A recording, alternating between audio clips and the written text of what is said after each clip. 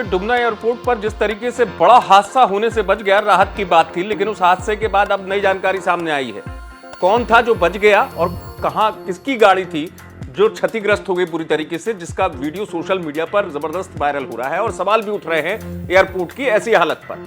दरअसल जो जानकारी सामने आई, जो वाहन था ड्रॉप एंड गो एरिया में जो पहुंचा था वाहन, उसमें आयकर विभाग के अफसर सवार थे, उनका वाहन चालक था। और आपको भी पता है कि उस वीडियो में साफ तौर पर नजर आया था कि टेंसिल रूफ होती है, जो छज्जा होता है, वो गिर गया और उससे कार बुरी तरह क्षतिग्रस्त हो गई। लेकिन राहत की बात रही कि हादसे का शिकार आयकर विभाग के अफसर होने से बच गए और साथ ही साथ उनके वाहन चालक को भी चोट नहीं आई। लेकिन सवाल उठने लगे और सवाल ये उठने लगे कि आखिरकार ऐसी स्थिति का जिम्मेदार कौन है, ऐसा निर्माण कार्य हुआ क्यों।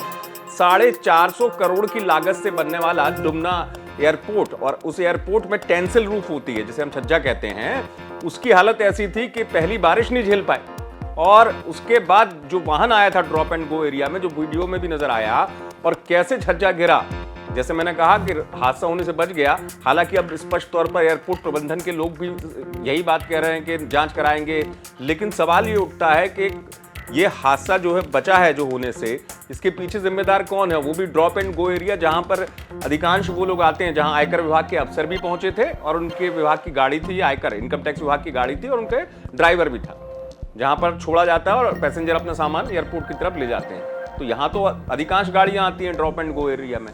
लेकिन पहली बारिश न झेलने वाले डुमना एयरपोर्ट पर अब सवाल उठ रहे हैं। इतने 450 करोड़ की लागत से बनाया गया। खुद कमलनाथ एक्स सीएम, उन्होंने सवाल उठाए सोशल मीडिया पर। कमलनाथ ने अकेले जबलपुर का जिक्र नहीं किया, कमलनाथ ने दिल्ली का, आपको भी पता होगा कि दिल्ली में टर्मिनल 1 में इस तरीके से जो निर्माण का हिस्सा है वो गिर गया।